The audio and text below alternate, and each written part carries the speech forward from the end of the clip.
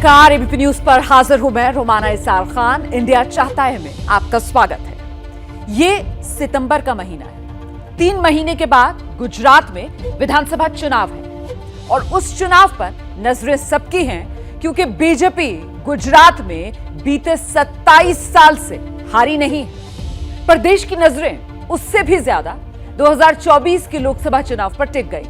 24 की चौसर पर विपक्ष की तरफ से नीतीश कुमार ने बिसात बिछा दी। तो इंडिया चाहता है मैं आज आपको दिखाऊंगी 2024 में पीएम मोदी से लड़ने के लिए क्या फॉर्मूला लेकर आए हैं नीतीश कुमार। आपको मैं ये भी बताऊंगी कि राहुल गांधी की यात्रा कितनी भारत जोड़ने के लिए है और कितनी वोट जोड़ने के लिए। और आप ये भी देखेंगे आज शो में पाकिस्तान में आई भीषण बाढ़ में कैसे एक सभ्यता की निशानियां मिट गई। तो शुरुआत 2024 की उस सियासी जंग से करते हैं जिसका आगाज विपक्ष की तरफ से होने लगा। 26 दिन पहले बीजेपी से हाथ छुड़ाकर आरजेडी और कांग्रेस के मदद से नीतीश कुमार सीएम बने बिहार के।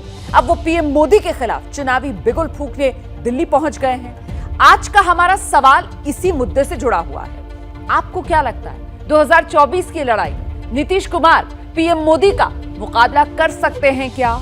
आप एबीपी न्यूज के ट्विटर हैंडल @ABP News पर जाकर अपना जवाब जरूर दीजिएगा। आज फाइनल जवाब मैं शो के आखिर में दिखाऊंगी। तो प्रधानमंत्री नरेंद्र मोदी ने 2019 में 2014 की तुलना में कहीं ज्यादा शानदार जीत हासिल की, लेकिन बिहार के मुख्यमंत्री नीतीश कुमार को यह लग रहा है कि 2024 में वो पीएम मोदी के विजय रथ को रोक देंगे। इसके लिए आज उन्होंने पटना में लालू प्रसाद यादव से मुलाकात की। फिर 3 दिन के लिए वो दिल्ली पहुंच गए और दिल्ली आते ही कांग्रेस नेता राहुल गांधी से मुलाकात कर ली। अभी शरद पवार से लेकर अरविंद केजरीवाल तक कई विपक्ष के नेताओं के साथ मुलाकात बाकी है। आखिर नीतीश कुमार का प्लान कितना दमदार है, कितना हवाई है, इसको समझने के लिए देखिए ये एक्सक्लूसिव रिपोर्ट।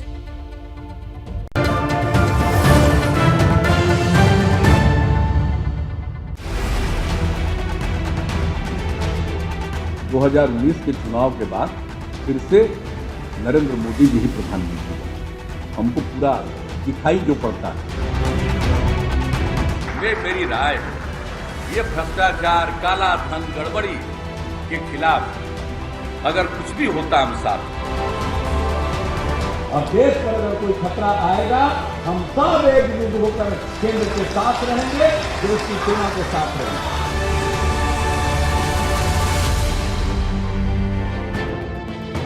5 साल तक प्रधानमंत्री नरेंद्र मोदी के साथ गलपहियां करके सत्ता भोगने वाले नीतीश कुमार अब दूसरे तेवर में हैं।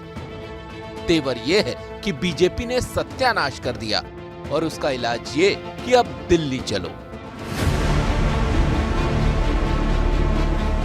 ये सब एकजुट होंगे तो आपस में विमर्श करके जो भी चुनना करेंगे। उसके बाद 17 में फिर एक गलती हुई है कि फिर हम लोग वापस चले गए। कि नीतीश जी का एकमात्र अभी लक्ष्य है कि सभी जितने विपक्ष के दल हैं सबको एकजुट करना है। कोई ताला ऐसा बना है जिसका चाबी नहीं हो, हर ताले की चाबी है। यानी नीतीश कुमार और उनकी पार्टी ये मान रही है कि प्रधानमंत्री नरेंद्र मोदी की सरकार एक मजबूत ताला है। बस नीतीश एंड कंपनी खुद को दिलासा इस बात का दिला रही है कि उस ताले का तोड़ है।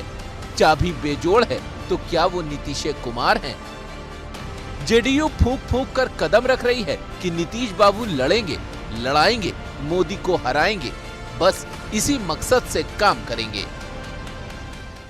नीतीश जी खुद प्रधानमंत्री को उम्मीदवार नहीं है, उन्होंने स्पष्ट रूप से कहा है। और माननीय राष्ट्रीय अध्यक्ष ने भी राष्ट्रीय परिषद और राष्ट्रीय कार्यकारिणी की बैठक में खुद कहा है वो विपक्षी एकता को एकत्रित करना चाहते हैं, जिससे कि 2024 की जो लड़ाई है वो धारदार हो सके, मजबूत हो सके और भारतीय जनता पार्टी को शिकस्त दिया जा सके। सियासत में जो कहा जाए जरूरी नहीं कि वही किया जाए। नीतीश कुमार ने एक संतत्व जरूर ओढ़ लिया है कि वो पीएम पद की रेस में नहीं है, लेकिन पटना से दिल्ली तक जिस तरह विपक्षी नेताओं से उनकी बात मुलाकात का सिलसिला तेज हुआ है वो बताता है कि 17 साल से बिहार चला रहे नीतीश बाबू 2024 में बड़ी भूमिका तलाश रहे हैं। लेकिन इस रास्ते में बड़े मुश्किलों के पत्थर खड़े हैं।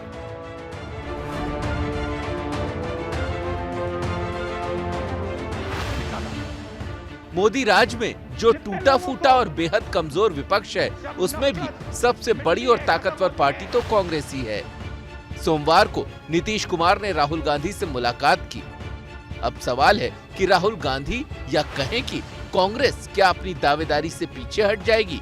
यानी अगर थर्ड फ्रंट को सरकार बनाने का मौका मिला तो कांग्रेस उसी तरह बाहर से समर्थन करेगी जैसे देवेगौड़ा और गुजराल को किया था, या फिर वो गठबंधन की सरकार में भी अपना नेतृत्व चाहेगी जैसा मनमोहन सिंह के दौर में किया था।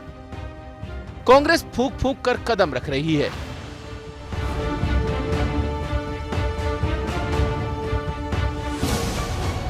बिहार जाकर नीतीश कुमार से मुलाकात करने वाले तेलंगाना के मुख्यमंत्री के चंद्रशेखर राव भी 2024 में पीएम मोदी को उखाड़ फेंकना चाहते हैं, लेकिन वो कांग्रेस के भी करीब दिखना नहीं चाहते। नीतीश कुमार ने जरूर राहुल गांधी से मुलाकात की है, लेकिन चंद्रशेखर राव से लेकर अरविंद केजरीवाल जैसे तमाम नेता हैं जिनको कांग्रेस के साथ एक मंच पर रखना आसान नहीं होगा। लेकिन नीतीश कुमार की पार्टी को लगता है कि सब कुछ आसान हो जाएगा। नीतीश कुमार जी देश का एक जाना माना वरिष्ठ नेता है, इसमें किसी को शक की बात नहीं है। नीतीश कुमार का सुनिए ना, why you are so, I am here, I will be here, I am very patient.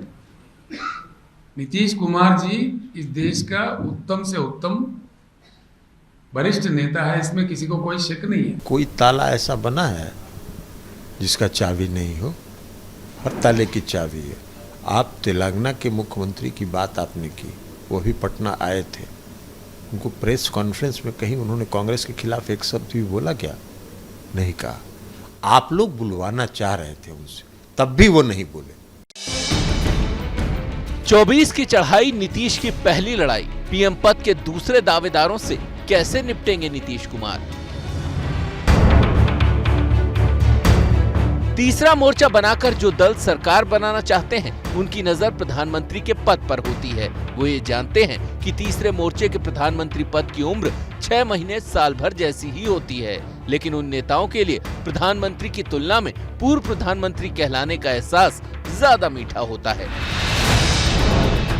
ऐसे में गैर बीजेपी, गैर कांग्रेस दलों में जो पीएम पद के दावेदार हैं, वो किसी एक नाम पर कैसे पहुंचेंगे? भाजपा के जितना विरोधी दल है इस देश में, उनको सब एकजुट करने के हर संभव प्रयास हम करेंगे। अच्छा, अब इससे बढ़िया बात आपको क्या कहें? इसके बाद में बैठक में सर्वानुमति से, सर्वसहमति से जो बात निकल कर आती है, वो विस्तार रूप में हम आपको बताएंगे। अभी फ्रंट पर लीड दक्षिण भारत से केसीआर और उत्तर भारत से नीतीश कुमार कर रहे हैं। नीतीश की पार्टी कह रही है कि सब ठीक हो जाएगा। अलग अलग राज्यों के जो क्षेत्रीय दल हैं और या जो राष्ट्रीय पार्टी है, वो सभी इस देश को भाजपा से मुक्त करना चाहते हैं और सभी एक मंच पर आएंगे। 24 की चढ़ाई, नीतीश की पहली लड़ाई, नीतीश की विश्वसनीयता का सवाल। नीतीश कुमार जरूर कह रहे हैं कि वो विपक्षी पार्टियों को लामबंद करने निकले हैं, लेकिन दाहिने हाथ को भी पता नहीं कि नीतीश का बायां हाथ क्या करने वाला है। अब देखिए कि जुलाई में वो प्रधानमंत्री नरेंद्र मोदी की तारीफ करते हैं और अगस्त में बीजेपी से रिश्तों को खत्म कर देते हैं। पहली बार बिहार विधानसभा के कैंपस में पहली बार कोई प्रधानमंत्री आए, तो ये कोई मामूली बात नहीं है। पूरे बिहार विधानसभा के परिसर में, विधान परिषद के परिसर में आज आप आए हैं, तो ये सबको सब दिन याद रहेगा। आगे भी जरूर हम चाहेंगे कि सब लोग मिल करके पूरा का पूरा मुख्यमंत्री जी सुशील मोदी आगे का सपोर्ट करें। कभी सुशील मोदी आपको पीएम मटेरियल बताते हैं, जिनको 14 में मिला, अब 24 है ना फिर। हालांकि नीतीश कुमार अब ये जरूर कह रहे हैं कि 2017 में बीजेपी के साथ जाकर बेवकूफी कर दी, लेकिन कई विपक्षी दलों में ये आशंका है कि इस बात की क्या गारंटी है कि ऐसी सुविधा वाली बेवकूफी वो आगे नहीं करेंगे।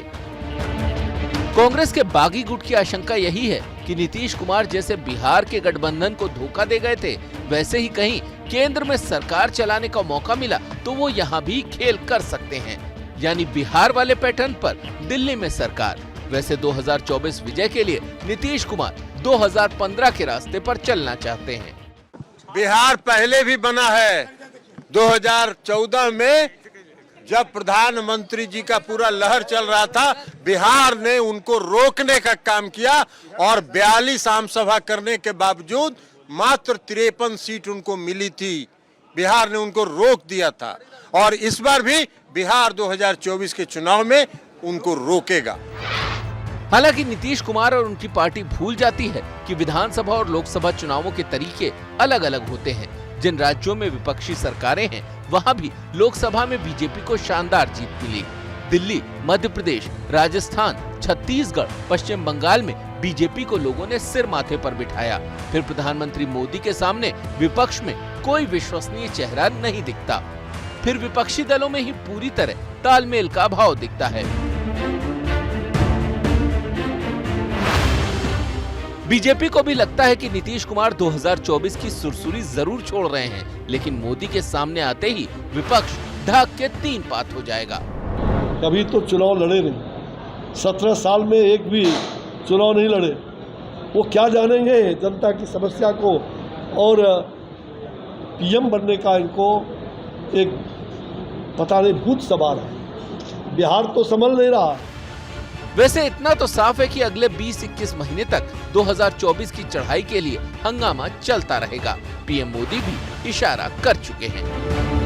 भ्रष्टाचार और भ्रष्टाचारियों को बचाने के लिए कुछ राजनीतिक दल खुल करके सामने आ गए हैं, संगठित होने का प्रयास कर रहे हैं। तो नीतीश कुमार के जो सपने हैं वो 2024 के चुनावी संघर्ष से टकरा रहे हैं। वैसे तो पीएम पद के दावेदार तमाम हैं, लेकिन उनमें एक दावेदारी कांग्रेस की भी बनती है। आखिर विपक्ष की सबसे बड़ी पार्टी जो ठहरी कांग्रेस, लेकिन कांग्रेस को खुद ही यकीन नहीं कि वो 2024 के चुनावी रण में कितना दौड़ पाएगी। अब देखिए ना, आज राहुल गांधी गुजरात गए, लेकिन उससे पहले ही गुजरात युवा कांग्रेस के अध्यक्ष ने पार्टी छोड़ दी।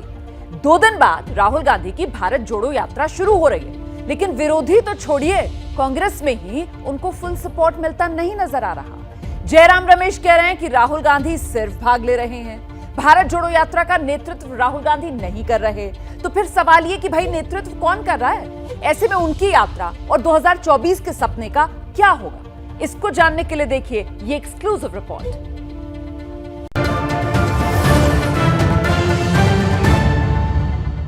राहुल जी आ गए भाई, राहुल जी का स्वागत करें बहुत-बहुत।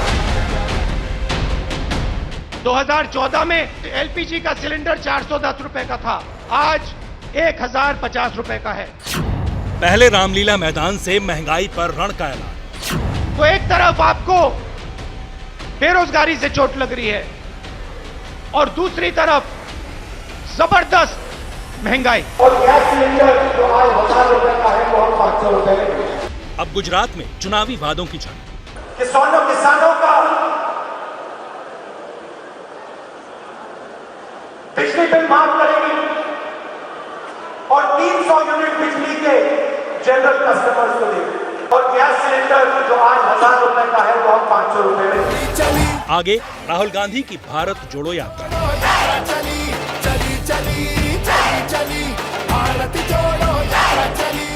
7 सितंबर से हिंदुस्तान के आखिरी छोर कन्याकुमारी से कांग्रेस के पूर्व अध्यक्ष राहुल गांधी भारत जोड़ो यात्रा शुरू करने जा रहे हैं। कांग्रेस की सारी उम्मीदें इस भारत जोड़ो यात्रा से जुड़ी हैं, जबकि बीजेपी कुछ और कह रही है। Unemployment and otherwise not many economical issues along with political issues. We are raising all these issues through this yatra. कल भारत जोड़ो कुछ आंदोलन शुरू कर रही है। कांग्रेस पार्टी को इस प्रेस कॉन्फ्रेंस के बाद हमारी हिदायत है, भारत केवल वही जोड़ सकता है जो भ्रष्टाचार छोड़ सकता है। जो भ्रष्टाचार छोड़ नहीं सकता वो भारत जोड़ कैसे सकता है?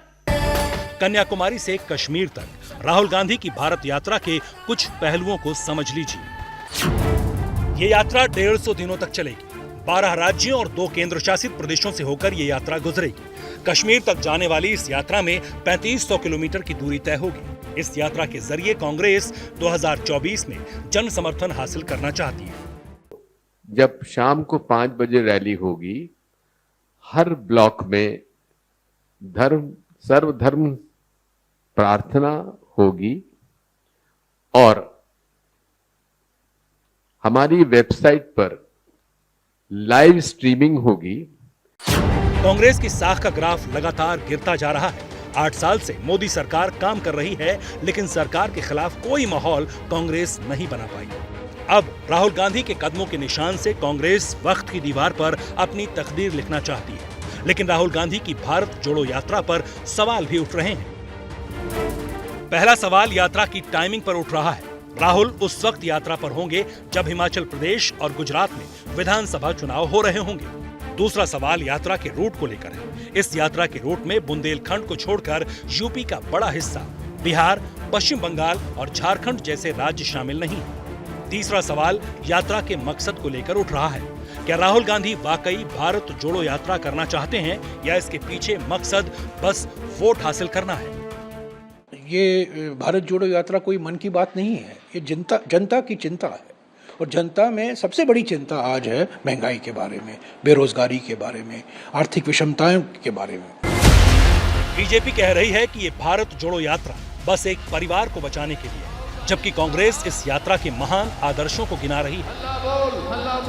भारत जोड़ो यात्रा की नौबत क्यों आई है? भारत जोड़ो, इसका मतलब खतरे हैं देश के अंदर।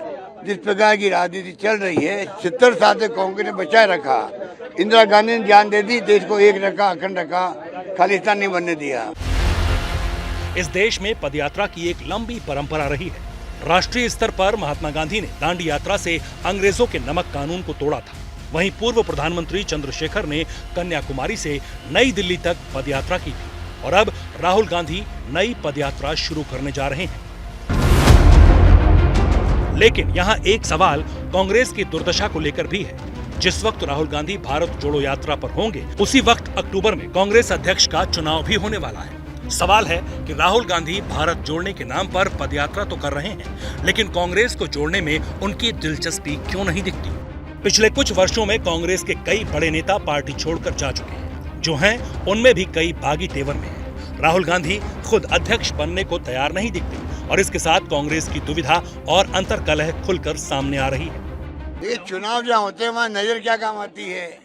चुनाव होते हैं, चुनाव की कार्यक्रम घोषित हो गया है।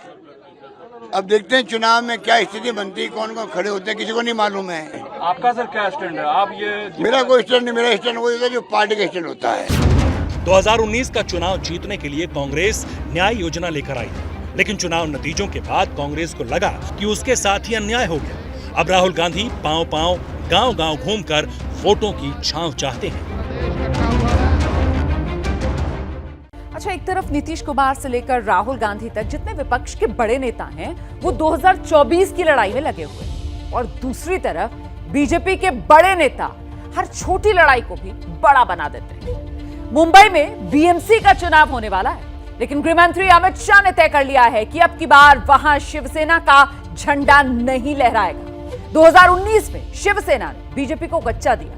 अब बीजेपी उद्धव ठाकरे की राजनीति को किस्तों में निपटा रही है, और इसी की अगली कड़ी कैसे बीएमसी का चुनाव बनने वाला है, उसको जानने के लिए देखिए ये एक्सक्लूसिव रिपोर्ट।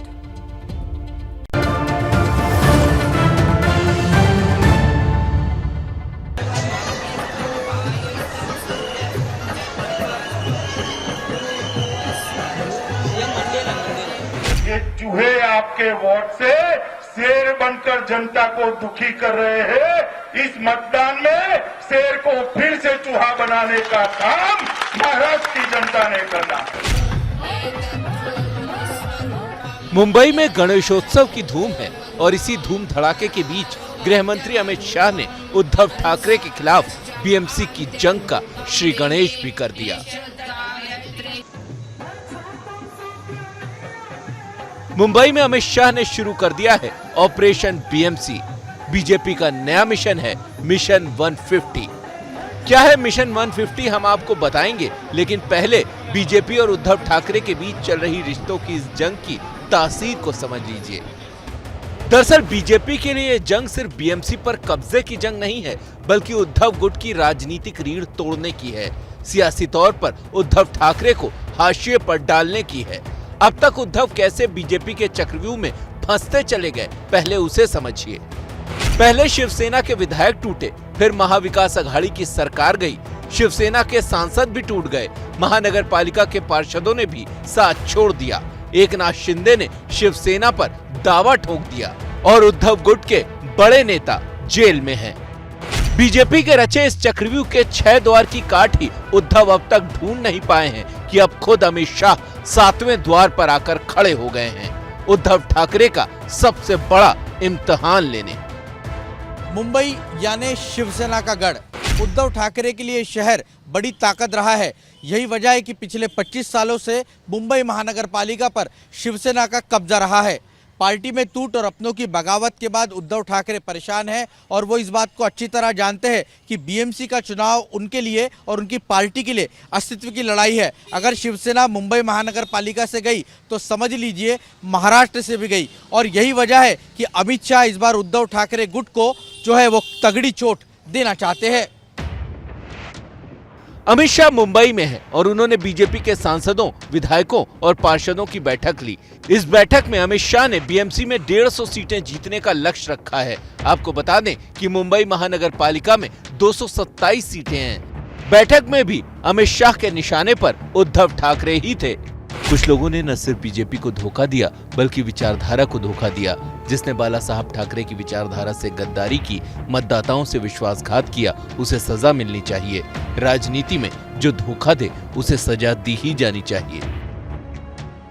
मोदी जी के कार्यों पे हमने मत मांगे और चुनाव के परिणाम आने के बाद धोखा देकर खुद मुख्यमंत्री बन बैठे, तो निश्चित ही भारतीय जनता पार्टी पूरी ताकत लगाएगी। 2019 के पहले भी बोले थे उन्होंने पटक देंगे, जब पटक देने की भाषा हुई थी और 2019 में पता चला कि लोकसभा के चुनाव में हार जाएंगे या सत्ता पे नहीं आएंगे, तो वही माता यहाँ पटकने के लिए वो आए थे। अगर मिशन होती तो बंगाल में क्या हुआ, अगर मिशन थी तो पंजाब में क्या हुआ।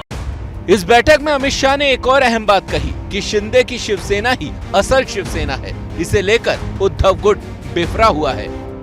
आज जो तमाम कार्यकर्ता है, शिव सैनिक है, वो माननीय उद्धव जी ठाकरे के साथ है और देश के गृह मंत्री मुंबई आते हैं, गणपति बापा के दर्शन के लिए आते हैं, मगर इस प्रकार से झगड़ा लगाने का काम वो करने आए हैं क्या? ऐसा मैं सवाल उनको पूछना चाहती हूँ। असली नकली कुछ नहीं होता है। खुद पक्ष प्रमुख ने उद्धव जी या आदित्य ने कहा है शिवसेना ही शिवसेना है और जो बोल रहे खुद वो गद्दार सेना है, ऐसे वही बोल रहे तो उस मतलब ही नहीं आता है। हाँ, आपका सर्टिफिकेट क्यों चाहिए असली की नकली करके? अमित शाह का इतिहास रहा है कि वो जो सोचते हैं वो करके दिखाते हैं। दूसरी तरफ शिवसेना के लिए मुंबई की अहमियत बहुत ज्यादा है। उद्धव ठाकरे बार बार ये कहते रहे हैं कि शिवसेना के बिना मुंबई का अस्तित्व खतरे में आ जाएगा। विधानसभा चुनाव में शिवसेना और बीजेपी का रिश्ता उद्धव के हट के चलते टूटा और दोस्त जब दुश्मन बनता है तो ये दुश्मनी बहुत भारी पड़ती है। उद्धव ठाकरे इसे बहुत अच्छी तरह समझ रहे हैं। बीजेपी के चाणक्य अमित शाह का हर दांव उनके सियासी भविष्य पर सवाल खड़े कर रहा है। भैया, हम तो वादे पर खड़े रहने वाले लोग हैं, इस प्रकार के सफेद झूठ नहीं बोलते। तो कहते हैं हमें एक कमरे में वादा दिया और मैंने वादा दिया, मैं कभी कुछ कमरे में नहीं करता, डंके की चोट पर। और हमारे बीच में जो कुछ भी तय हुआ था उसमें 2.5 साल के लिए मुख्यमंत्री का पद, ये भी एक बात थी। मैं सत्ता का लोभी हूँ या मुझे कोई लालच दिया गया है जिसकी वजह से मैं उनके साथ जा रहा हूँ, ऐसा कुछ भी नहीं है। अमित शाह ने आज भी आरोप लगाया है कि गठबंधन मुख्यमंत्री पद के लालच में टूटा। यही नहीं, हिंदुत्व के मुद्दे पर दोनों पार्टियां अपना अपना दावा ठोकती रही हैं। और मैं फिर से आज कहना चाहता हूं कि उस वक्त तय हुआ था कि देवेंद्र फडणवीस के नेतृत्व में चुनाव लड़ा जाएगा और मुख्यमंत्री भारतीय जनता पार्टी। मुकर गए, सत्ता के लिए हिंदुत्व के साथ समझौता कर लिए। शायद मैं बीजेपी से अलग हुआ हूं, हिंदुत्व से नहीं। हिंदुत्व और बीजेपी अलग है। बीजेपी का मतलब हिंदुत्व नहीं है, हिंदुत्व अलग है, बीजेपी अलग है। तो हम बीजेपी से अलग हुए हैं, हिंदुत्व से नहीं। अमित शाह की रणनीति शिंदे गुट को आगे करके उद्धव ठाकरे को राजनीति में किनारे लगाने की है। एकनाथ शिंदे मुख्यमंत्री बन गए हैं और बाला साहेब की हिंदुत्व वाली विरासत पर वो अपना दावा कर रहे हैं। उन्हें बीजेपी का साथ मिल चुका है। ऐसे में अकेले पड़े उद्धव के लिए बीएमसी का रण अग्निपथ पर चलने जैसा होगा। मुंबई से लता के साथ रौनक कुकड़े की रिपोर्ट। और अब इंडिया चाहता है में इस वक्त की बड़ी खबर, ब्रेकिंग न्यूज जो उत्तर प्रदेश की राजधानी लखनऊ से आ रही है। एक बार फिर से लुलु मॉल सुर्खियों में है, क्योंकि लुलु मॉल में फिर से नमाज पढ़ने का वीडियो जो वायरल हो रहा है। ये है वो वीडियो जिसका मैं जिक्र कर रही हूं। आज ही शाम लुलु मॉल में एक महिला ने नमाज पढ़ी है। आपको याद होगा पहले भी नमाज पढ़ने और उसके जवाब में हनुमान चालीसा पढ़ने की जिद को लेकर ये मॉल विवादों में आया था। और अब फिर से ये वीडियो जिसमें एक महिला लुलु मॉल में नमाज पढ़ती हुई नजर आ रही है, ये वीडियो वायरल हो रहा है। एक तरफ तो देखिए ठीक से बारिश हो नहीं रही और दूसरी तरफ थोड़ी भी बारिश हुई नहीं कि बड़े बड़े हाईटेक शहर जो हैं वो पानी पर पूरी तरीके से तैरते हुए नजर आते हैं। बेंगलुरु को हिंदुस्तान की सिलिकॉन सिटी कहा जाता है। ये स्मार्ट सिटी में गिनी जाती है, लेकिन एक बारिश में शहर पानी पानी हो गया। ये रिपोर्ट देखिए। डूबी हुई कार, पानी में चलती हुई नाव, तेज धार से बहता हुआ पानी। ये तस्वीरें किसी गांव, किसी नदी के किनारे बसे इलाके की नहीं, बल्कि ये तस्वीरें हैं देश की सबसे हाईटेक सिलिकॉन सिटी कहे जाने वाली बेंगलुरु की। कल रात से शुरू हुई भारी बारिश सुबह होते होते बेंगलुरु को बर्बादी के गड्ढे में ले गई। हफ्ते के पहले दिन जब बेंगलुरु के लोगों की नींद खुली तो बाहर का मंजर कुछ ऐसा था। हर तरफ सिर्फ पानी ही पानी दिख रहा था। बेंगलुरु में ट्रैफिक जाम तो अक्सर होता है, लेकिन जगह जगह भरे पानी से कई किलोमीटर लंबा जाम लग गया। सबसे ज्यादा पानी का असर कहीं नजर आया तो वो रेनबो लेआउट इलाके में। यहाँ लाल रंग की ये कार ऐसी फंसी कि इसे निकालने के लिए लोगों को इस पानी में उतरना पड़ा। रस्से लगाए गए तब जाकर इसे बाहर निकाला जा सका। अब ये तस्वीर देखिए। तस्वीर में पहले आपको एक बैग और एक जोड़ी जूता तैरते हुए दिखाई दे रहा होगा। थोड़ी ही देर में इस पानी में एक शख्स का सिर दिखता है जो पानी में डूबने से खुद को बचाने के लिए जद्दोजहद कर रहा है। हालांकि अच्छी बात यह रही कि समय रहते इसे बचा लिया गया। बेंगलुरु में बारिश ने पिछले 8 साल का रिकॉर्ड तोड़ दिया है। इस रिकॉर्ड तोड़ बारिश ने शहर के लोगों की जिंदगी को मुश्किल बना दिया है। सबसे ज्यादा परेशानी लोगों को दफ्तर पहुंचने में हुई। ये देश की बड़ी आईटी कंपनी विप्रो का दफ्तर है। यहाँ पहुंचने का कोई रास्ता नहीं, क्योंकि दफ्तर जाने वाले हर रास्ते पर पानी भरा हुआ है। हालात ये हो गए कि नाव चलाने की नौबत आ गई। लगातार बेंगलुरु में भारी बारिश के बाद इसी तरह की तस्वीरें जो है वो सामने आ रही है, जिसने हर किसी को परेशान कर दिया है। आम आदमी जो है वो या आम कम्यूटर जो है वो काफ़ी ज़्यादा इससे परेशान है। और ये तस्वीरें इस बात की गवाही देती है कि किस तरह से बिल्डर्स, ब्यूरोक्रेट्स और साथ ही पॉलिटिशियंस का जो नेक्सस है उसने शहर को जो है पूरी तरह से बर्बाद कर दिया है। शहर की हर इमारत के आसपास पानी ही पानी। आप सोच सकते हैं कि बेंगलुरु शहर किस आपदा से गुजर रहा है। सोचिए, अगर बारिश का कहर ऐसे ही जारी रहा तो ये तस्वीरें और कितनी भयानक हो सकती हैं। बेंगलुरु से पिंकी राजपुरोहित के साथ ब्यूरो रिपोर्ट।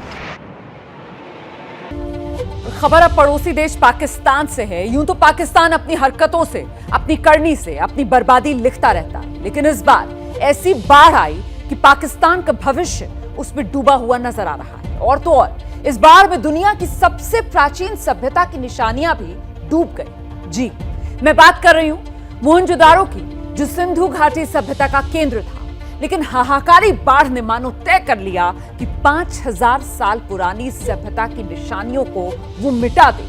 देखिए ये एक्सक्लूसिव रिपोर्ट।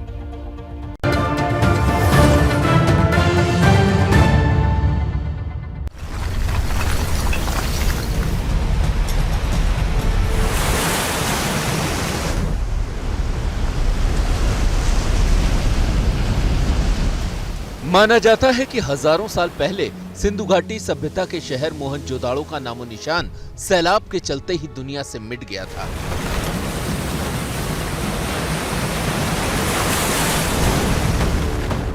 अब वैसा ही सैलाब एक बार फिर उसके अवशेषों पर खतरा बनकर मंडरा रहा है।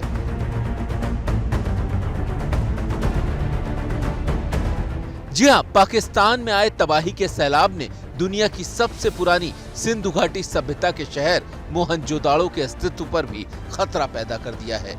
मोहनजोदाड़ो पाकिस्तान के सिंध प्रांत के लरकाना जिले में है और इसे यूनेस्को ने वर्ल्ड हेरिटेज साइट घोषित किया हुआ है। भारी बारिश और बाढ़ के चलते मोहनजोदाड़ो में पानी भर गया है। 16 अगस्त से 22 अगस्त के बीच मोहनजोदाड़ो में रिकॉर्ड 779.5 मिलीमीटर बारिश हुई। इस बारिश के चलते हेरिटेज साइट्स की कई दीवारों को नुकसान हुआ है। अतीत की इतनी अहम निशानी को पाकिस्तान की सरकार और उसके सरकारी विभागों की लापरवाही के चलते इस कदर नुकसान उठाना पड़ा। दरअसल इस हेरिटेज साइट को सुरक्षित रखने का काम 4 विभागों के जिम्मे है: सिंचाई, रोड, हाईवे और वन विभाग।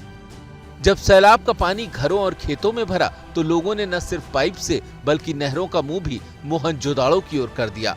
इन विभागों ने इस पर ध्यान नहीं दिया और यहाँ पर पानी भर गया।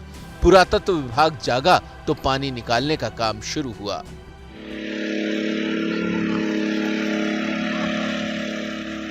पानी यहाँ पे आपको नजर नहीं आएगा, पूरा का पूरा हमने वो निकाल दिया है। बाकी अभी बहाली का काम है, वो आहिस्ता आहिस्ता हम जो रीसेटल्ड हुए हैं, दीवारें हुई हैं, उनको हम सेटल कर रहे हैं। जो कच्ची ईंटें वगैरह हैं वो इधर उधर बिखरी हुई हैं, उनको हम सेटल कर रहे हैं।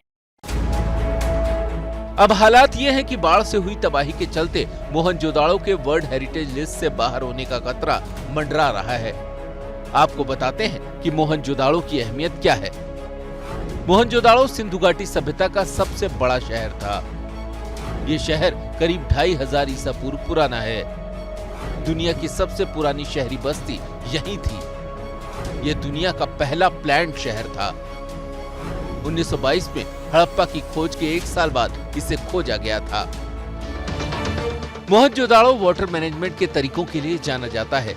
धोलावीरा में हुई खुदाई में 16 विशाल जलाशय शहर की दीवारों के आसपास मिले थे, लेकिन इस ऐतिहासिक संपदा को बचाने के लिए पाकिस्तान की सरकार वाटर मैनेजमेंट नहीं कर पाई। जिस लरकाना जिले में मोहनजोदाड़ो मौजूद है, वहां बाढ़ का किस कदर कहर है, उसे पाकिस्तानी टीवी चैनल का ये रिपोर्टर बता रहा है। आप देख सकते हैं इस वक्त हम सैलाबी रेला जो गुजर रहा है लैंसडाउन ब्रिज से, ये दरियाए सिंध है, यहाँ से इस वक्त सैलाबी रेला गुजर रहा है जो आगे कोटरी बैराज की तरफ जा रहा है। हम इस वक्त पानी के अंदर ही मौजूद हैं और जो लहरें हैं वो इतनी ज़्यादा तेज़ हैं कि ये पानी जो है हमको आगे धकेलने की कोशिश कर रहा है। सूरत हाल ये है कि इस सैलाब से सैकड़ों देहात ज़ेरे आब आ गए हैं। चारों अतराफ में तबाही मची हुई है। बहुत बड़ी तादाद में मुतासरीन जो हैं वो सक्खर की शाहराहों, सड़कों और महफूज मकामात पर पहुंच चुके हैं। सिंधु नदी का वेग इतना तेज है कि इस इलाके का ज्यादातर हिस्सा उसके पानी में डूबा हुआ है। सैलाब के चलते लोगों के सामने खाने पीने का संकट है। पानी अब उतर रहा है तो बीमारियां फैल रही हैं, लेकिन पाकिस्तान की सरकार सोई हुई है। लोग मदद मांग रहे हैं, लेकिन उन तक मदद नहीं पहुंच रही है। पुरअमन एहतजाज कर रहे हैं। हुकूमत पाकिस्तान, हुकूमत सिंध से मुतालबा कर रहे हैं कि इधर मुसलसल बारिशों की वजह से जो तबाही हुई है, इनके घर तबाह हुए हैं, इनके मकाना तबाह हुए हैं, इनके फसलें तबाह हुई हैं। इधर पानी ही पानी है, लोग भूख पे हैं, बीमार हैं, उनका कोई भी सार संभाल लेने वाला नहीं है। इसलिए हम हुकूमत पाकिस्तान, गवर्नमेंट सिंध से और अपने MNA और MPA से पुरज़ेर मुतालबा करते हैं कि खुदारा इधर आएँ, लोगों की मदद करें। लोग भूख पे मर रहे हैं। पाकिस्तान पहले से ही आर्थिक संकट से गुजर रहा है, लेकिन इस बाढ़ ने उसे सालों पीछे ढकेल दिया है। एक तरफ पाकिस्तान में मौजूद चुनिंदा ऐतिहासिक धरोहरों पर संकट खड़ा है, जिसका सीधा असर आने वाले दिनों में पर्यटन पर पड़ेगा, और दूसरी तरफ महामारी का खतरा है, जिससे निपटने के लिए न उसके पास पैसा है और न ही संसाधन। ऐसे में पाकिस्तान का अल्लाह ही मालिक है। और अब वक्त हो गया है आज की लीड स्टोरी पर आपकी राय जानने का। आज का हमारा सवाल ये था कि क्या आपको लगता है 2024 की लड़ाई में नीतीश कुमार जो हैं वो प्रधानमंत्री नरेंद्र मोदी का मुकाबला कर सकते हैं? आपका जवाब क्या आया है? आंकड़े अब आपकी टेलीविजन स्क्रीन पर सामने। 64% को लोगों को लगता है कि प्रधानमंत्री मोदी को टक्कर दे पाना नीतीश कुमार के बस की बात नहीं है। हालांकि 36% लोग हाँ में जवाब दे रहे हैं। तो अब इंडिया चाहता है में मुझे इजाजत दीजिए, कल रात 8 बजे आपसे फिर मुलाकात होगी। क्या मजबूरी है मेरी, बताइए। मैं अभी आपको बताती हूँ कि मैंने ओए होए होए होए नमकीन के चटकारे लेते हुए टकटकी मार के डिबेट शो को पॉज रिपीट कर करके देख रहे हैं जोगिंदर जी। इनकी तरह आप भी देखें अपनी फेवरेट डिबेट्स को रिपीट कर और डाउनलोड कीजिए एबीपी लाइव ऐप अपने स्मार्ट टीवी पर।